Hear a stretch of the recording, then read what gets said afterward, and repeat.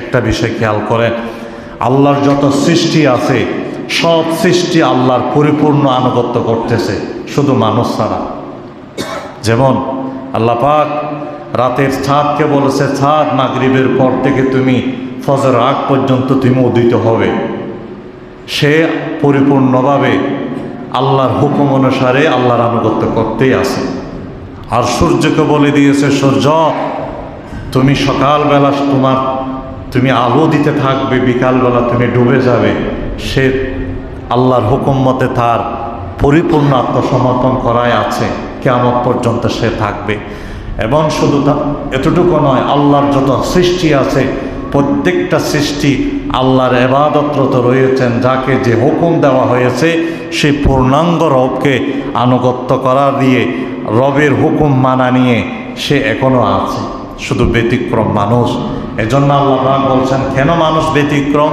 তাকে দুইটা ইচ্ছা শক্তি আল্লাহ দান করেছেন, খারাপ করার শক্তি, ভালো করার শক্তি। আল্লাহ বলেছেন, বান্দা ফাআলহামাহা ফুজুরাহা ওয়া তাকওয়াহা, তোমাকে আমি ইচ্ছা শক্তি দিয়ে দিলাম, চাইলে তুমি গুনাহ করতে পারবে, চাইলে তুমি ভালো করতে পারবে। বান্দা আমি তোমাকে ইচ্ছা শক্তি দিয়ে দিলাম, চাইলে তুমি মসজিদে না আসে গানের আসরে চলে যেতে পারবে, আমি বাধা দেব না। তুমি মসজিদে আসলেও আমি বাধা দেব না, গানের আড্ডাতে গেলেও আমি তোমাকে বাধা দেব না। এই স্বাধীন এখতিয়ার আমি রব তোমাকে দিয়ে দিয়েছি। তবে আমার পক্ষ থেকে আদেশ হলো, তুমি অন্যায় পথে যাবে না, তুমি সঠিক পথে আসবে। সুবহানাল্লাহ। রব বলছেন, তুমি আমার কথা না মেনে যদি গানের আসরে যাও, মন্দিরে যাও, গুনাহের কাজেও যদি লিপ্ত হও, এরপরও আমি রব তোমার জন্য আমার রহমত বন্ধ করব না।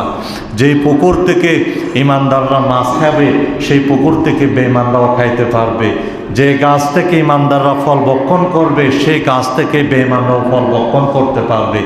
সেই সুযোগ আকাশের মালিক সমস্ত সৃষ্টির জন্য দিয়ে দিয়েছেন। এই জন্য কথা মনে করা যাবে না বেঈমানরা সুন্দর করে চলতেছে, গাড়ি বাড়ি নিয়ে, ধন সম্পদ অট্টালিকা তাদের আছে, এই জন্য মনে হয় রব তাদের প্রতি খুশি না। এই বিশ্বাস এই অন্তরে এই চিন্তা আনা যাবে না। কেন আল্লাহ বলে দিয়েছেন, ফাআলহামাহা ফুজুরাহা ওয়া তাকওয়াহা, বান্দারে আমি শক্তি দিয়েছি, চাইলে তুমি গুনার আসরে যেতে পারবে, চাইলে তুমি নেকের মঞ্চে আসতে পারবে, নেকের মজলিসে আসতে পারবে। এই কুওয়াত, এই শক্তি আমি মানুষকে দিয়ে দিয়েছি। সুবহানাল্লাহ। এই জন্য রব আমাদেরকে, এখন আমরা আছি একটা পরীক্ষার হলে, সমস্ত মানুষ এখন একটা পরীক্ষার হলে রয়েছে। এখানে কোনো বাধা নেই, আপনি যা করতে চাইবেন তা করতে পারবেন। পরীক্ষার হলে যেমন শিক্ষক কোনো ছাত্রকে ধমক দিয়ে বলে না যে তুমি এইভাবে লিখছো কেন, আর যে ভালো লেখে তাকেও কিছু বলে না, যে খারাপ লেখে তাকেও কিছু বলে না। স্বাধীন এখতিয়ার তাকে দেওয়া হয়েছে, মন মতো লেখো, মন মতো ভালো লেখো, চাইলে খারাপ লেখো। রেজাল্ট এক সময় হবে, তখন তোমার চেহারা হয়তো কালো হবে, না হয় তোমার চেহারা উজ্জ্বল হবে। রব আমাদেরকে বলে দিয়েছেন, হে গোলাম, হে আমার বান্দারা, দুনিয়াটা পরীক্ষার হল, তোমাকে এখানে আমি বাধা দেব না। তুমি নাফরমানি করলে তোমার জিহ্বা আমি চিবে ধরবা না, তোমার হাত চিবে ধরবা না, আমি তোমাকে এখতিয়ার দিয়ে দিয়েছি। কিন্তু এর বিচার একদিন তোমার দেওয়া লাগবে, প্রতিটা মিনিটের হিসাব তোমাকে দেওয়া লাগবে।